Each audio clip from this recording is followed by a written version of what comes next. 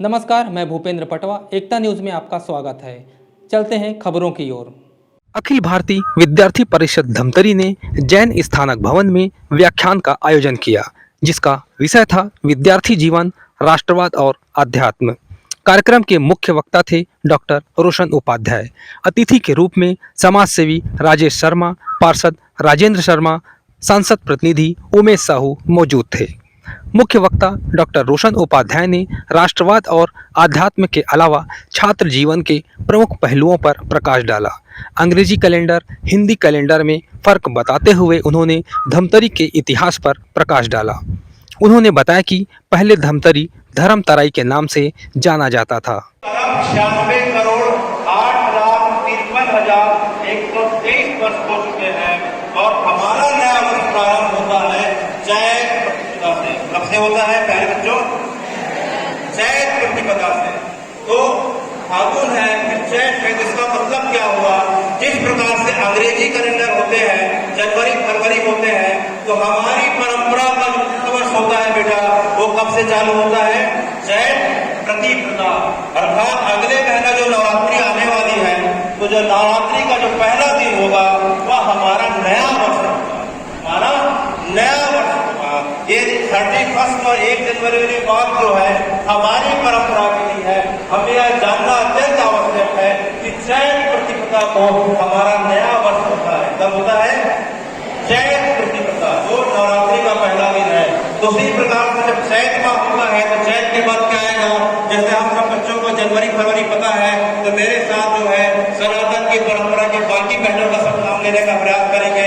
चलो बोलो भाई, चैत, वैशाख, जेठ, आषाढ़, श्रावण, फाल्गुन, अश्विन, कार्तिक, अगस्त, पूस, माघ और एक 12वां महीना जो चल रहा है वो सनातन का आखिरी महीना है, इसे फागुन का महीना कहते हैं। क्या कहते हैं? फागुन का महीना कहते हैं। तो प्यारे बच्चों, ये 12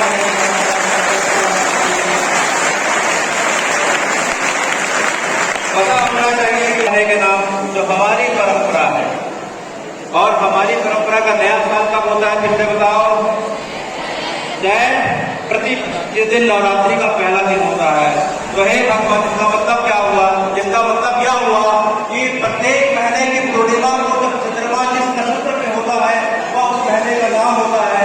2 दिन पहले माघी पूर्णिमा थी, जिसमें मैं मंदिर में जाकर महानदी में डुबकी लगाई। तो पूर्णिमा जो है, वो पूर्णिमा को चंद्रमा जो है फाल्गुनी नक्षत्र पे आ गए। इस महीने के साथ क्या हो गया? फागुन। अगले महीने में चंद्रमा चित्रा नक्षत्र पे चले जाएंगे, तो कौन बनाना पड़ेगा? चैत पड़ेगा। तो चंद्रमा महीने के इस पूर्णिमा को जिस नक्षत्र पे जाते हैं वह हमारी परंपरा का नाम होता है। तो हमारी सनातन की परंपरा इतनी अद्भुत और विशाल है। अभी हमने सुना कि 1,96 करोड़ से ज्यादा पीढ़ी है। हमारी परंपरा देव की देव है। बाकी परंपराएं तो आती और जाती रहती है। माया सभ्यता आई, युवा सभ्यता आई, कृपया की आई, बेबीलोनियन आए, रोमन आए, ग्रीक आए, सब आए और चले गए। यूनेस्को के पास सभ्यताओं का मात्र 4,000 वर्ष का है, लेकिन सनातन की परंपरा का 2 अरब पूरी हो चुकी है और 2 अरब बाकी है। इस बात का हमें गर्व होना चाहिए और गर्व होना चाहिए कि हम उस परंपरा के हमारे बारे में हम जो समझ में आता है, जो विश्व विख्यात कवि रखे हैं, जिन्होंने जो है सारे जहां से था कवि राष्ट्रगान को किया था। मोहम्मद इकबाल लिखते हैं कि रोमा मिस्र यूनान मिल गए जहां से, बाकी अभी कलम है नामो निशा हमारा। कुछ बात है कि हस्ती मिट्टी गई हमारी, सदियों रहा दुश्मन जमाना।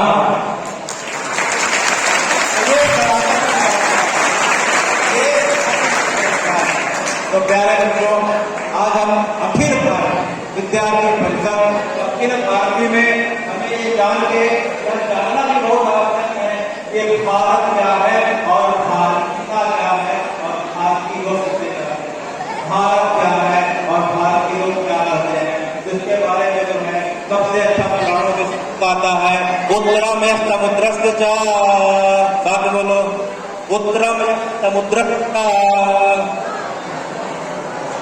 हिमाद्रेश्च दक्षिणम् वर्षतद भारत भारती नाम संतति। विश्व का वह भूभाग जो एक तरफ हिमालय को और 3 तरफ समुद्र से घिरा हो, और उस भूभाग के चारों रहने वाले लोग चाहे किसी भाषा के हो, चाहे किसी वर्ण के हो, चाहे किसी लिंग के हो, आखिर जो है कोई भी हो, इस क्षेत्र में रहने वाले सभी लोग भारतीय कहलाते हैं। और यह भूभाग भारत कहलाता है। इसमें ना भाषा का भेद है, ना लिंग का भेद है, ना स्त्री पुरुष किसी प्रकार का भेद है। तो कुल मिला के हम सनातन हैं, हम भारतीय हैं और हम सब भारतवासी।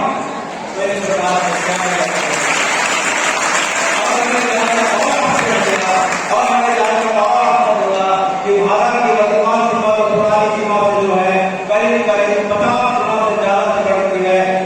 जो हमारे भारत की सीमा जो है 2000 कहाँ से कहाँ चलती है। मेरे साथ विक्रमादित्य का अगर हम कैलेंडर देखें, अगर हम जो है चंद्रगुप्त मौर्य का कैलेंडर देखें तो 2000 साल में समझ में आएगा कि हमारे भारत की सीमा कहाँ तक थी। अगर हम अयोध्या में काफी आगे जाके देखते हैं तो पूरा का पूरा पाकिस्तान, पूरा का पूरा अफगानिस्तान, पूरा का पूरा अरब का हिस्सा, इराक का हिस्सा, ईरान का हिस्सा, जॉर्डन का हिस्सा, फिलिस्तीन का हिस्सा, ये पूरा का पूरा भारत हुआ करता था। और अगर हम नीचे अगर दक्षिण की तरफ देखें तो अगर तमिलनाडु के नीचे चले जाए तो श्रीलंका हो गया, श्रीलंका के बाद Singapore, Malaysia, Indonesia, Thailand, Sri Lanka, Java, ये कभी भारत का हिस्सा हुआ करते थे।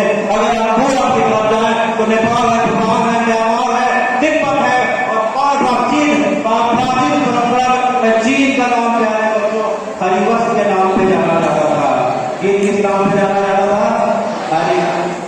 ये भारत की परंपरा है, हमारा विस्तार यहाँ तक हुआ करता था, इससे हम सब वाकिफ हैं।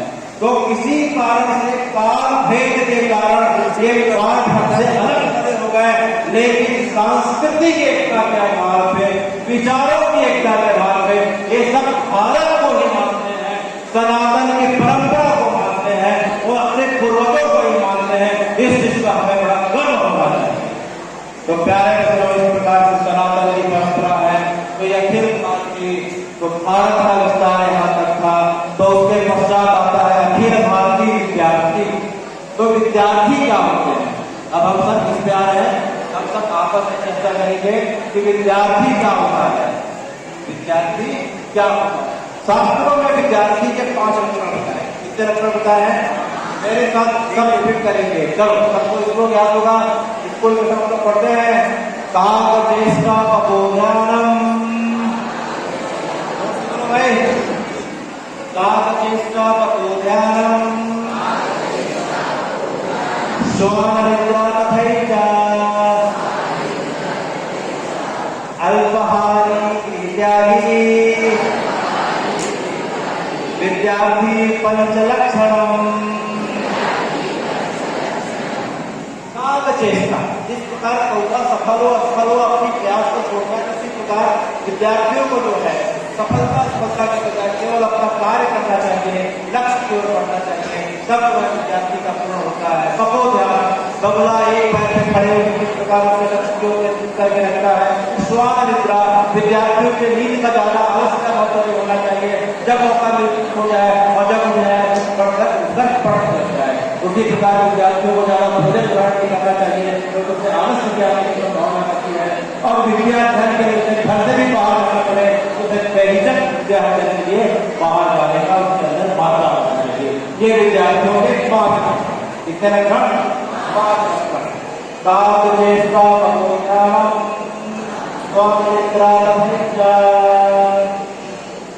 अल्पहारी इत्यादि विद्यार्थी 5 लक्षणम। तो विद्यार्थी जीवन का पूरा हो जाता है। इसके पश्चात हम आगे बढ़ते हैं कि विद्यार्थी जो है विद्या किससे करते हैं? विद्यार्थी क्या गुरु से करते हैं। किससे करते हैं? गुरु से करते हैं। तो गुरु का क्या होता है? कु का अर्थ होता है अंधकार और रू का अर्थ होता है मिटाना। ऐसा व्यक्तित्व, ऐसे शिक्षक, ऐसे महान लोग जो हमारे ज्ञान के अंधकार को बुझा के हमें ज्ञान के प्रकाश की ओर ले जाते हैं, उन्हें क्या कहते हैं बच्चों? गुरु कहते हैं। तो भारत की परंपरा में शुरू से गुरु शिष्य की परंपरा रही है। किस प्रकार से? अगर राम जी भी अगर आते हैं तो उनके गुरु वशिष्ठ हैं। राम जी के गुरु कौन है? भगवान जब कृष्ण आते हैं तो उनके गुरु शांतिप्रिय है। कौन है? वो उज्जैन में जाके विद्या अध्ययन करेंगे 64 दिनों में। उसके पश्चात शंकराचार्य जी आते हैं तो उनके गुरु कौन है? श्री गोविंद पाद। कौन है? ओंकारेश्वर। उज्जैन के बगल में ओंकारेश्वर करके जगह है जहाँ शंकराचार्य के गुरु गोविंद पाद हुआ करते थे। उसके पश्चात परंपरा में आगे देखें तो शिवाजी महाराज के गुरु कौन है? समर्थ गुरु रामदास महाराज। कौन है? और विवेकानंद के गुरु कौन है जिनका फोटो सामने देख रहे हो? श्री रामकृष्ण परमहंस। तो भारत की परंपरा जो है शुरू से गुरु शिष्य की परंपरा रही है।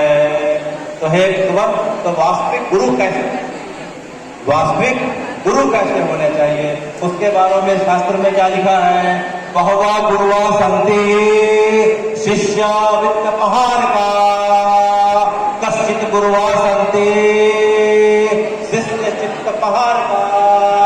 कि हम ऐसे गुरु देखे हैं भगवान कि जिनका ध्यान केवल शिष्य की जेब की ओर अर्थात धन धर्म की ओर रहता है, लेकिन ऐसे व्यक्ति या गुरु अत्यंत विरले होते हैं जो शिष्य के चित्त का और वित्त का जो है चित्त का रूपांतरण कर देते हैं। तो कई सौ वर्षों से, पिछले कई सौ वर्षों से सनातन की परंपरा में शिक्षा व्यवस्था इस प्रकार से बनाई गई, गुरुकुलों को इस प्रकार से ठप्प कर दिया गया कि हमें बहुत बात जो है हमारी शिक्षा पद्धति को और हमारी परंपरा को केवल और केवल ठगोसला आनंद और बात में जो भी स्वातंत्र का सहारा देने वाला बना दिया गया, बात में रुचियों वाला देश बना दिया गया, बात में बोला जाता है कि यहाँ बंदर परिवार और बड़े जगह है, यह देश जो है भाइयों का देश है। इस प्रकार से बार बार जो है हमें दिमाग में गिलाने की भावना से हमें भर कर हमें जो है बार बार नीचा दिखाने का प्रयास किया गया। लेकिन सबसे अद्भुत बात प्यारे बच्चों कि हम सबको जान के बड़े आश्चर्य होगा और बड़ी खुशी होगी कि सन 1634 में कब 1634 में गैलीलियो नाम के वैज्ञानिक को जब फांसी दी जा रही थी, किसने फांसी दी जा रही थी? अच्छा ये बताओ गैलीलियो का नाम किसने सुना है? आप खड़ा करो। गैलीलियो जिसने पहले बार बताया कि पृथ्वी सूर्य के चारों ओर घूमती है। गैलीलियो ने पहले बार पश्चिमी देशों को बताया कि पृथ्वी सूर्य के चारों ओर घूमती है। तो गैलीलियो को फांसी की सजा दी गई क्योंकि जो है वह अपनी परंपरा के हिसाब से उल्टी बात कर रहे थे। लेकिन हमारी परंपरा में आज भी अनादिकाल से पृथ्वी को क्या कहा जाता है? भूगोल कहा जाता है। क्या कहा जाता है? भू का अर्थ होता है पृथ्वी और गोल माने गोल। गैलीलियो जब ये बताते हैं कि फोटो देखते हैं तो भगवान राम के रूप में पृथ्वी को जो है अपने तस्वीर के ऊपर से समुद्र से बाहर निकालते हुए दिखाई देते हैं, तो पृथ्वी पूरी तरीके से गोल इस प्रकार पूरी तरीके से वैज्ञानिक रहेगी। जिस गाँव के बारे में 1634 के बाद पाश्चात्य विद्यालयों ने बताया कि सूर्य होता है, चंद्रमा है, बृहस्पति है, गुरु है, शुक्र है, शनि है, तो ये परंपरा में विचार करता है। लेकिन हमारी परंपरा में सनातन की परंपरा में ना होने के पहले हमें बता दिया गया था। अगर रामेश्वरम जाके देखें, जिस जगह पे राम जी ने समुद्र सेतु का निर्माण किया था, तो रामेश्वरम में राम जी ने 9 ग्रहों की स्थापना करके उनकी पूजा अर्चना करनी थी। जो वास्तविक शब्द है विवाह, क्या है? विवाह संस्कृत का या सनातन का शब्द जो है हवाई जहाज के बारे में क्या है? विवाह। और विवाह के बारे में सबसे पहले जिन्होंने लिखा है और उनकी किताब आज भी अमेरिका के नासा के संग्रहालय में रखी है, वह ऋषि भरद्वाज थे। कौन थे? ऋषि भरद्वाज थे। भरद्वाज ऋषि ने अपनी किताब विमान संहिता में 36 प्रकार के विमानों का वर्णन किया है। अभी के विमान तो प्यारे बच्चों केवल पेट्रोल से उड़ने वाले हैं। उन्होंने चुंबक से उड़ने वाले, पानी से उड़ने वाले, समुद्र के पानी से उड़ने वाले, कचड़े से उड़ने वाले, इस प्रकार से यहाँ तक कि मन की गति से भी उड़ने वाले विमानों का वर्णन किया है। बिजली के बारे में तो हमें अभी पता है कि थॉमस एडिसन नाम के व्यक्ति ने बिजली की खोज करी थी। लेकिन प्यारे बच्चों बिजली का वास्तविक शब्द जो होता है विद्युत जानते हो ना। और उसी विद्युत के बारे में हमारी परंपरा में अगस्त ऋषि ने, किसने? अगस्त ऋषि ने आज से लाखों साल पहले विद्युत का निर्माण कैसे किया जाए, किस तरीके से किया जाए, यह हमें बता के रखा हुआ था। इस प्रकार से मिसाइल टेक्नोलॉजी के बारे में बात करें, भारत में अनेक अनेक मिसाइल बनती है रक्षा के लिए, तो मिसाइल टेक्नोलॉजी के बारे में इस्लाम जी को अनेक मिसाइल टेक्नोलॉजी थी, इसमें पशुपति अस्त्र है, अनेक टेक्नोलॉजी की बात। अगर हम मेडिकल फील्ड में जाए तो मेडिसिन के बारे में हमें लगता है कि एलोपैथी के अलावा कुछ नहीं है, लेकिन अगर हम जाकर देखें तो एलोपैथी का जितना भी विकास आविष्कार हुआ है उसका स्रोत चरक संहिता है। क्या है? चरक संहिता। चरक संहिता। और सर्जरी के बारे में जो ऑपरेशन किया जाता है उसके बारे में जो खोज की गई, उस खोज का जो मूल स्रोत रहा है सुश्रुत रहा है। बोल रहे हैं? सुश्रुत रहे हैं। सुश्रुत के बारे में भले भारत के लोग ज्यादा नहीं जाने, लेकिन ऑस्ट्रेलिया में, अगर हम ऑस्ट्रेलिया के मेलबोर्न में जाते हैं तो मेलबोर्न में जो है रॉयल कॉलेज ऑफ सर्जन है, वहां के विश्वविद्यालय में करीब सुश्रुत की 30 फुट की प्रतिमा लिखी हुई है। आज भी हम 30 फुट की प्रतिमा सुश्रुत की वहां जाके देख सकते हैं। जिस प्रकार से महानदी जो है, धमतरी में महानदी जो बह रही है, जो उसका मूल नाम नहीं है। महानदी का पुराना महानंदा था, उसके पहले उसका नाम श्री नीलोत्पल गंगा था, उसके पहले उसका नाम श्री चित्रोत्पला गंगा था। उसी प्रकार से धमतरी का नाम भले धमतरी है, लेकिन प्राचीन काल में यह धर्मतराई था। क्या था? इसका प्रमाण कोई अगर आपसे पूछे कि धमतरी का नाम धर्मतराई था, इसका क्या प्रमाण है? इसका क्या प्रमाण है कि राम जी का एक नाम आता है धर्म। राम जी का एक नाम क्या है? धर्म। भगवान के अनेक नाम होते हैं, उसमें भगवान का एक नाम धर्म है। कई भगवान को धैर्य बोला गया, कई भगवान को सत्य बोला गया, कई भगवान का नाम सनातन है। तो उसी प्रकार से राम जी का एक नाम धैर्य है। इसका प्रमाण वाल्मीकि रामायण के अरण्य कांड के 37वें सर्ग के 13वें श्लोक में आता है। अरण्य कांड के 37/13 में आता है, राम विग्रह धर्मा साधु सत्य पराक्रम अमः विग्रहवान धर्मा साधु सत्य पराक्रमा राजा विश्वस्य लोकस्य गावति राजा विश्वस्य लोकस्य देवानाम युवासवा। कि हे राम जी, आप तो सचमुच धर्म की प्रतिमूर्ति है। राम जी, आप किसकी प्रतिमूर्ति है? धर्म और राम में कोई अंतर, क्योंकि राम ऐसा कोई कार्य करते ही नहीं जो धर्म के विमुख जाता है। तो राम ही धर्म है और धर्म ही राम है। तो हम सबको पता है कि जब राम जी वनवास के समय, जब राजीव में राजीव लोचन जी का दर्शन और कुलेश्वर महादेव का अभिषेक करते हुए जब धमतरी की यात्रा पे आए, प्यारे बच्चों ध्यान से सुनना, राम जी जो है वनवास की यात्रा में आगे बढ़ रहे हैं। बीच में अंकित जी है और सामने लखनलाल जी हैं, पीछे राम भैया है। इस प्रकार से यात्रा करते करते करीब 10 बजे के आसपास वे पहुंचते हैं। तो हमारी जानकी जी बड़ी सुकुमार, उन्हें जो है जल्दी भूख प्यास लग जाती है, जल्दी ठंडी गर्मी का एहसास होने लगता है। तो हमारी जानकी जो है बैठ गई। जिस जगह पे बैठ गए और उनके शरीर से पसीना इस प्रकार से निकलने लगा, लक्ष्मण भी जान गए कि जो है माँ जी को जो है भाभी को भूख लगी है। वह दौड़ के खाते हैं और खाने के बाद जो है जानकी अत्यंत प्रसन्न होती है। तो जिस जगह पे बैठ कर उन्होंने कंदमूल खाया वह इतवारी बाजार का किले का अनुमान है। वह इतवारी बाजार के किले का हनुमान का मंदिर कहलाता है, जिस जगह पे बैठे। और उस जगह से बड़े प्रसन्नता से आगे बढ़ते बढ़ते दोपहर के करीब 1-1:15 बजे रुद्रेश्वर मंदिर के पास जो आम नीम आंवला बरगद का जो पेड़ है उसके नीचे पहुंच जाते हैं। तो जिस रास्ते से राम जी आगे बढ़े, वर्तमान में वह जगह राम बाग कहलाता है। कौन कहलाता है? राम बाग कहलाता है। उसके बाद राम जी आगे बढ़ते हैं, वह जगह राम बाग कहलाता है। और राम जी जब आगे बढ़ने के बाद श्री चित्रोत्पला गंगा जो वर्तमान में महानंदा महानदी है उसके तीर माने किनारे श्री चित्रोत्पला गंगा के तीर में वह आम का, आंवले का, बरगद का, पीपल का 4 पेड़ मिलकर एक पेड़ आज भी वहां मंदिर के बगल में है। उस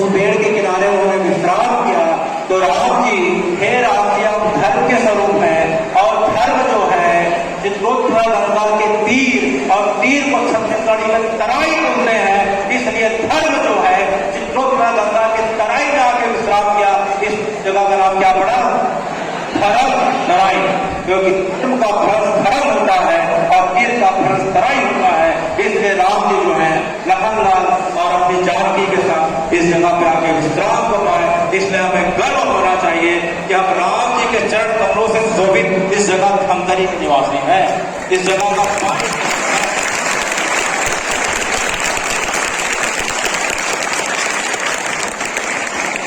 मेरे प्यारे बच्चों, हमें अपने जगह के बारे में जानकारी होने से गर्व होना चाहिए और प्रयास ये करना चाहिए कि हम अपनी गंगा जी को, जिसमें राम जी खुद स्नान करते हैं और उसके जल से महादेव का इस प्रकार से अभिषेक करते हैं, तो उसको जो है हम गंदगी ना करें।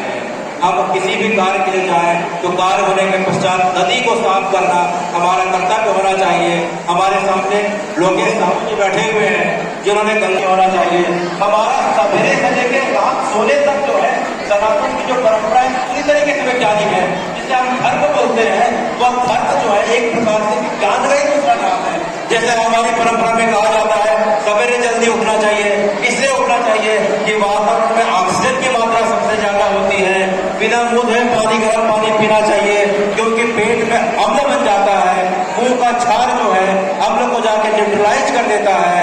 इसके पश्चात आता है कि भोजन हमें खड़े होकर नहीं करना चाहिए, बैठ के करना। भोजन हमें क्या करना चाहिए? बैठ के करना चाहिए। क्यों? क्योंकि खड़े होकर हम भोजन करते हैं तो पूरा का पूरा पाचक रस और कुछ जो है नीचे चले जाता है। बाल्टी मार के बैठ के करते हैं तो शरीर के पचाने के लिए आवश्यक तत्व पेट के पेट में रह जाते हैं। यह पूरी तरीके से वैज्ञानिक परंपरा है। खाना जो है सूर्योदय तक खा लेना चाहिए क्योंकि हमारे पेट की जठर अग्नि की जो साइकिल है वो सूर्य के साथ चलती है। शाम होती है पेट की जठर अग्नि एंजाइम बंद पड़ जाते हैं और पाचन क्षमता कम हो जाती है। तो सनातन की जितनी परंपरा है जिसे हम धर्म का नाम लेते हैं वह पूरी तरीके से वैज्ञानिक है। हमें कोई भी कितना बोले न घोषणा है आडम्बर है उसके चक्कर में ना पड़ के हमें प्यारे बच्चों लेना चाहिए। क्या कर लेना चाहिए? क्योंकि सब बच्चों के पास मोबाइल है। आजकल कोई बच्चे ऐसे नहीं मान समझ सकते तो गूगल में है हर चीजों का समाधान है। सात्विक चीजों का भी आपको जानकारी किसके माध्यम से मिल जाएगी? प्यारे बच्चों, किसके माध्यम से? गूगल से मिल जाएगी। तो चर्चा करने के लिए तो कुछ है लेकिन समय की मर्यादा देखते हुए हम जो है अब अपने आज के व्याख्यान के अंतिम दौर पे पहुंच चुके हैं। अब जो है अब सबसे जो है अब एक बार सबसे इतने देर के व्याख्यान का मतलब यह हुआ कि जाने के पहले आप जितने विद्यार्थी एक दो चीजों का हाथ उठा के संकल्प करें तो मुझे बहुत आनंद की अनुभूति होगी कि वाकई हम सनातन की परंपरा को मानने वाले हैं। भले किसी कारण से विक्षेप पैदा हो गया था तो पहला जो होना चाहिए कि हम जन्मदिन मनाते हैं ना, जिसको बर्थडे बोलते हैं, मनाते हैं ना, हाथ खड़ा करो। तो हम जो जन्मदिन मनाते हैं अंग्रेजी तारीख के साथ अंग्रेजी तारीख, जैसे मान लो आज 7 फरवरी है तो 7 फरवरी का जो तारीख है वो हमारे जन्मदिन का वास्तविक तारीख नहीं हो सकता क्योंकि अंग्रेजी कैलेंडर में तो कभी 28 का महीना, कभी 29 का, कभी 30 का, कभी 31 का। इस प्रकार से हमारा जो है हर बात देखोगे कि जो है 2-4 दिन आगे पीछे हो जाता है। लेकिन जिस पे हमारा जन्म हुआ था वह तिथि कभी नहीं बदलती।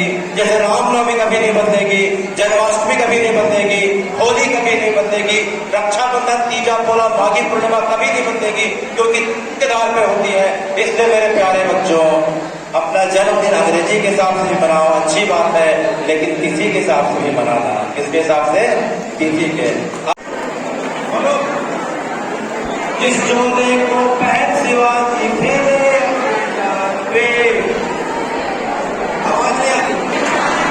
इसे पैंसी की रानी मिट गई अपनी आन पे, इसे झांसी की रानी मिट गई अपनी आन पे। उस चोले को पहन के निकला, पहन के निकला, पहन के निकला।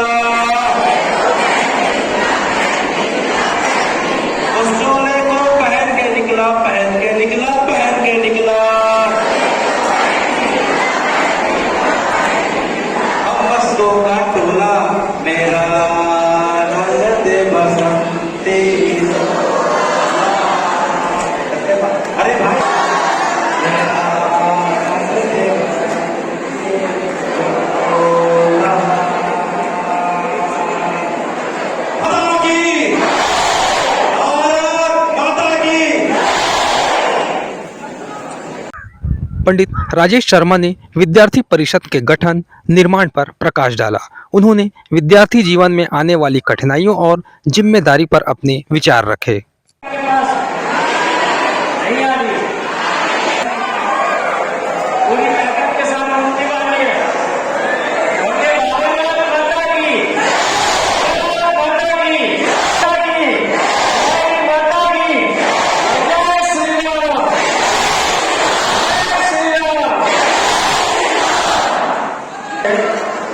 जिला समागम कार्यक्रम में मेरे साथ आए नगर निगम के पूर्व सभापति, उपस्थित कार्यक्रम के मुख्य अतिथि महोदय डॉक्टर रोशन उपाध्याय जी, उनको भी प्रणाम और वंदन करता हूं मैं। मंचस्थ जी और राष्ट्रभक्त मेरे प्यारे विद्यार्थियों, आप सभी को मैं इस मंच से बहुत वंदन और नमन करता हूं, क्योंकि आप सब अखिल भारतीय विद्यार्थी परिषद के विद्यार्थी हैं, इसलिए आप सबसे बड़े इस देश के राष्ट्रभक्त हैं। मेरी आवाज जाने के पीछे तक आपसे सिर्फ 10 मिनट का ध्यान अपनी ओर आकर्षित कराना चाहूंगा। मैं कोई 30-35 मिनट मैंने अपने जीवन के अनुभव से, अपने भाइयों से और अपने पिताओं से ये जाना है कि जब विद्यार्थी स्कूल में, कॉलेज में होता है तो वो उसके जीवन का सबसे महत्वपूर्ण पल, उस जीवन का महत्वपूर्ण क्षण होता है जिसमें उसे तय करना रहता है कि उसका जीवन आगे किधर जीविका के लिए निर्धारित होगा।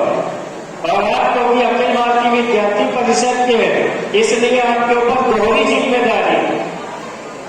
पहले कार्यवाहक जो थे आपके 1949 में, जिन्होंने जिम्मेदारी के साथ राष्ट्र के पुनर्निर्धारण की, राष्ट्र के पुनर्निर्माण की परिकल्पना के साथ, एक सोच के साथ अखिल भारतीय विद्यार्थी परिषद का गठन किया था। आ जाइए आप लोग, जल्दी आ जाइए। सबसे पहली बात कि आप लोगों की जीविका कुछ भी हो सकती है, उससे आपका जीवन चल जाएगा। आपको उसके लिए, आप अभी दफ्तरी में, यहाँ स्कूल में और कॉलेज में पढ़ते हैं, लेकिन उच्च शिक्षा के लिए आपको बाहर जाना पड़ेगा, जिसके लिए आपका जीवन की दिशा निर्धारित होगी। पर वहां बाहर जाने के बाद आपको वहां 2 कठिनाइयों का सामना करना पड़ेगा। आप लोग उस बात को जानते हैं कि नहीं जानते, मैं नहीं जानता। आप जब बाहर जाएंगे तो आपको left wing, right wing, secularism, इस तरह की बातें वहां बहुत सारे लोग बड़ी जगहों पे, मेट्रो सिटीज पर बताएंगे। आप लोगों में से कितने लोग हैं जो ये जानते हैं कि लेफ्ट विंग क्या होता है, राइट विंग क्या होता है, सेक्युलरिज्म क्या होता है? ये शब्द भारत में आया कहां से? आप उठाकर बताइए, कोई जानता है? यहाँ कॉलेज कोई नहीं जानता?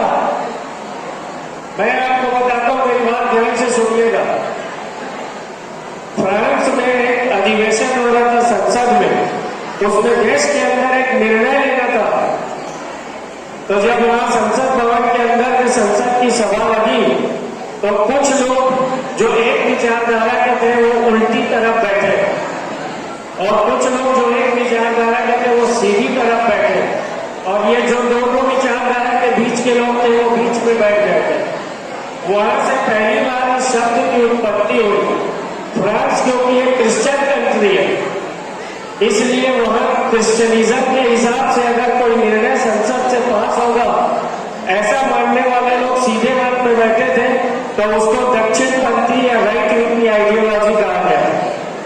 और ये मानना था कि धर्म के आधार पर संसद भवन में निर्णय नहीं होंगे। वो उल्टे राह पर बैठे थे, वो लेफ्ट विंग की आइडियोलॉजी को मानने वाले लोग थे। और जो दोनों तरफ दुई बन रहे थे वो बीच में बैठे हुए थे, वो सेक्युलरिज्म का चोला पहन के भारत में भी आज वो चला रहे हैं। स्थापना राष्ट्र के पुनर्निर्माण करने के लिए हुई थी।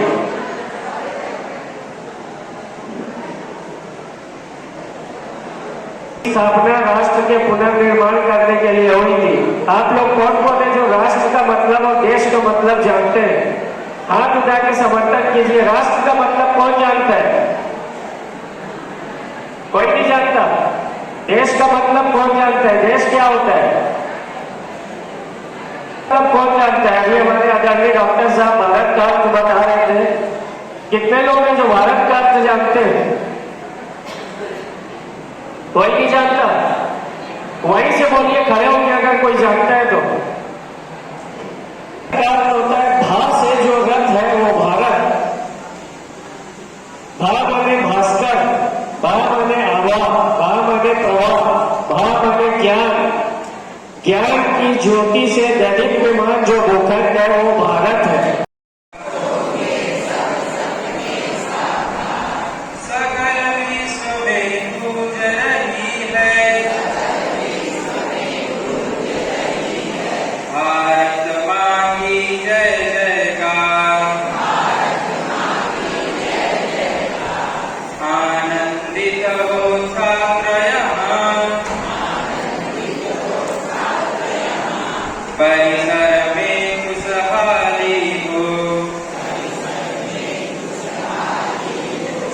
अर्थपूर्ण हो सबकी शिक्षा, कला सेवक मार्ग लगायो, में हो विस्तार, सकल विश्व में गूंज रही है। और ऐसे छात्र संगठन जिन छात्रों से सबको अपेक्षा है, आप लोगों से घर परिवार के जितने सदस्य हैं उनको अपेक्षा है, गांव वालों को अपेक्षा है, समाज के बड़े बड़े जगहों में बैठे हैं उनको आपसे अपेक्षा है, राजनीतिज्ञों को आपसे अपेक्षा है, बड़े बड़े साधु संतों को आपसे अपेक्षाएं हैं, और ऐसे महान हस्तियों को जिनसे अपेक्षाएं हैं, मैं उनके सम्मुख खड़ा हूं, मैं उनका दर्शन पा रहा हूं, ये मेरे लिए सौभाग्य का विषय है, ये मेरे लिए सौभाग्य का क्षण है। तो मैं आपके सम्मुख खड़ा हूं। एकता न्यूज़ में आज बस इतना ही। अगले बुलेटिन में फिर मिलेंगे, तब तक के लिए नमस्कार।